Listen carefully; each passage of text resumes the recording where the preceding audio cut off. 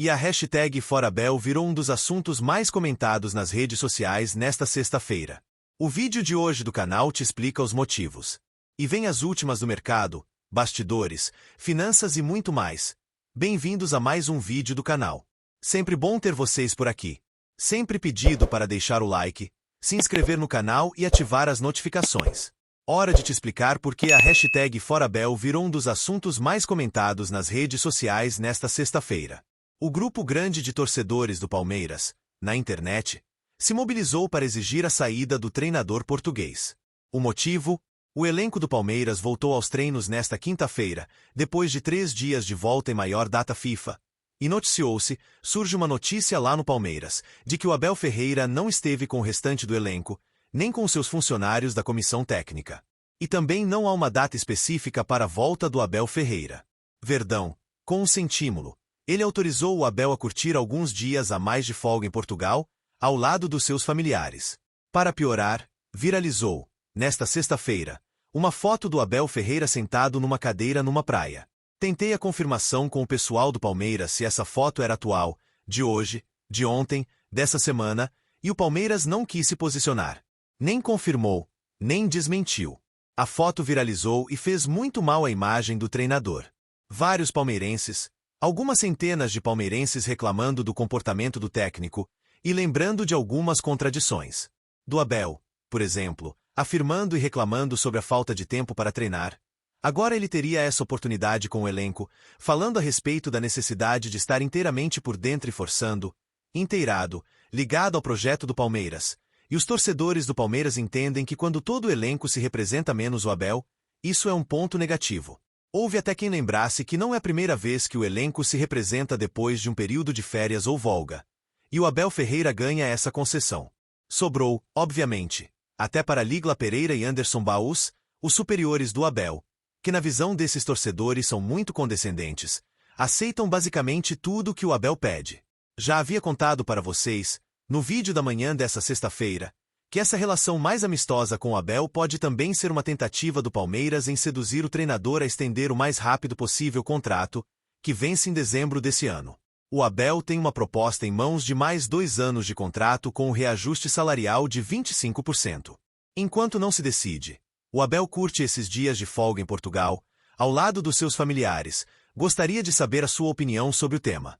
Já usa o espaço para comentário e rejeita o que você pensa, beleza? Não esquece de deixar like e se inscrever no canal. A gente volta mais tarde. Tchau! Bora te falar sobre o Palmeiras, onde está Abel Ferreira na reapresentação do elenco do Palmeiras nessa quinta-feira, depois de 3 dias de folga. O treinador português não apareceu, mas calma, já estava combinado que ele se reapresentaria depois do restante do elenco. O Abel viajou para Portugal logo depois da partida em um X1 Corinthians e Palmeiras, empate no último domingo do Campeonato Brasileiro. Com o consentimento e aprovação da diretoria e da presidente Leila Pereira, ele foi para Portugal para ficar um pouco mais perto dos seus familiares. A esposa e as filhas ficam por aqui, mas todo o restante da família do Abel continua morando em Portugal, no norte de Portugal, na região de Braga. E é lá que ele vai ficar por mais alguns dias. O Palmeiras não deu uma data específica para o retorno do treinador. A expectativa é de que ele esteja a partir da próxima segunda-feira. Não é a primeira vez que o Abel se reapresenta depois dos atletas e também da sua comissão técnica. No início do ano, na preparação da pré-temporada, o Abel foi o último a chegar. Ele ficou uma semana a mais. Ele teve uma semana a mais de férias do que os demais. A alegação na oportunidade é de que o Abel havia ficado uma semana em São Paulo, enquanto atletas e comissão técnica já haviam tirado folga. Ele ficou essa semana a mais para tratar com o Abel, com o Anderson Barros e com a presidente brasileira, toda a programação da temporada de 2026. Essa relação muito próxima do Abel com os dirigentes do Palmeiras, inclusive com algumas concessões, pode ser decisiva na renovação do seu contrato com o Verdão. O vínculo se encerra em 31 de dezembro. Recentemente ele foi procurado por uma equipe africana para contratá-lo. Isso pode estar completamente descartado. Ele não pretende deixar o Palmeiras antes do fim do ano. A discussão é se ele renova ou não o contrato.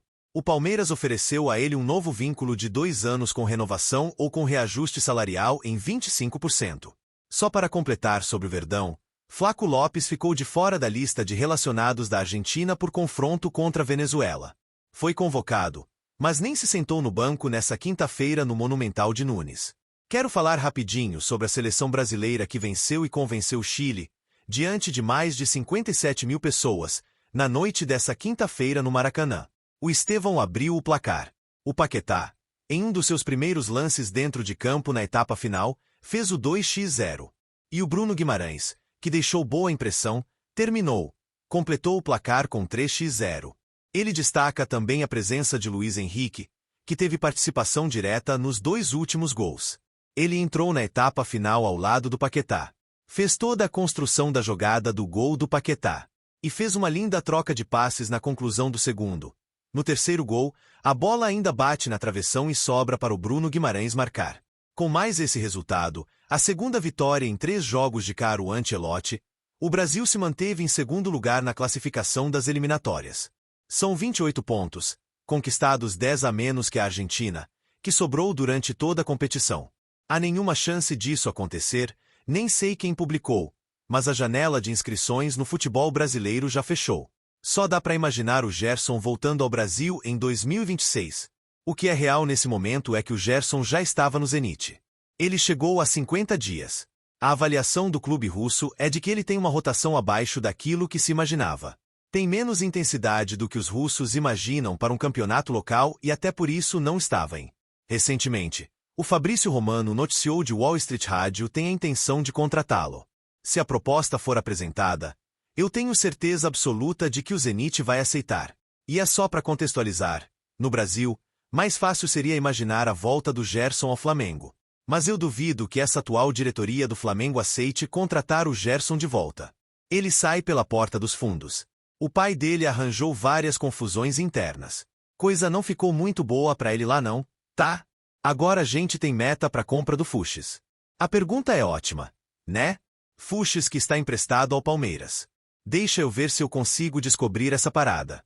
Mas é possível que sim. O Fuchs havia sido trocado pelo Caio Paulista. Tem que ver, ó. Eu estava desconfiado dela, cara. Bora fechar o vídeo para falar sobre o Palmeiras. E a especulação de que Arthur Jorge é o plano B do Verdão para Abel Ferreira. Robson Morelli, meu amigo jornalista dos tempos de Estadão, afirmou que o Arthur Jorge já comunicou a pessoas próximas que o Palmeiras fez contato e que ele voltaria para o Brasil se fosse para trabalhar no Palmeiras. Vale a lembrança de que o Arthur Jorge hoje está no Al Rayyan. Ganha 3 milhões de reais livres de impostos por mês. Ele ganha mais inclusive do que o Abel. O Abel recebe 3 milhões de reais brutos do Palmeiras.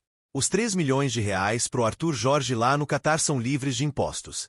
Toda a tributação fica sob a responsabilidade do clube Catar. Inclusive, o Arthur Jorge tem ganhado reforços. Nessa janela de transcendências, por exemplo, o Gregory, ex-Botafogo, e o Mitrovic, centroavante cérebro do Al-Hilal, foram contratados. O fim do grupo do Arthur Jorge com Al Rayyan só se encerra em junho de 2027. Achei meio difícil imaginar que o Arthur Jorge pudesse ser contratado pelo Palmeiras. Mas fui checar com o Verdão se de fato o técnico português é um plano B. Só uma curiosidade, Arthur Jorge e Abel têm relação. Eles ambos foram formados como técnicos no Braga. O filho do Arthur chegou a trabalhar com Abel Ferreira justamente no Braga. Mas no Palmeiras a informação é de que hoje o Abel Ferreira é o plano A, B e C. Não se trabalha com outra alternativa. O Verdão ainda confia na palavra de que o Abel Ferreira vai estender seu contrato, que se encerra em dezembro, até dezembro de 2027. Até por isso, não foram feitos movimentos na busca por outros treinadores. Mas tem cola. E se o Abel não renovar? Aí, assim que tiver uma posição do Abel, aí sim o Palmeiras passa a trabalhar com outras alternativas e o nome do Arthur Jorge certamente vai ser um daqueles pensados, cogitados, estudados. É só saber o valor da multa rescisória para tirá-lo do All-In. Só para completar, o Abel Ferreira prometeu não estender demais essa novela. Ele assegurou para Leila Pereira que seja pelo sim ou pelo não. Essa resposta virá em algumas semanas. Até para que o Palmeiras, caso o Abel não fique, tenha tempo de buscar um outro comandante. Você gosta do nome do Arthur Jorge? Prefere o Abel Ferreira? Se fosse dirigente do Palmeiras, aguardaria a resposta do Abel? Ou já iria mapeando o mercado? Use o espaço para comentário para registrar sua opinião. Só não esquece de deixar like, de se inscrever no canal. A gente volta assim que surge notícia. Tchau! Quero te atualizar agora sobre o saldo da janela de transferências do futebol nacional. A última janela ocorreu no futebol brasileiro e se encerrou nesta terça-feira às 23h59, certo? Quero contar que foram movimentados quase 3 bilhões de reais entre compras e vendas. 109 contratações a um custo de 1 bilhão e 114 milhões reais e 50 vendas a um custo de 1 bilhão e 719 milhões reais. 13 clubes terminaram com lucro nas negociações, ou seja, a receita com venda superou o gasto com compras. Os times que tiveram lucro. O Botafogo foi o maior deles com 196 milhões reais de lucro. 5 compras e 5 vendas. São Paulo registrou um lucro de 131 milhões reais. Seguido pelo Fluminense com 125 milhões reais. Pelo Flamengo,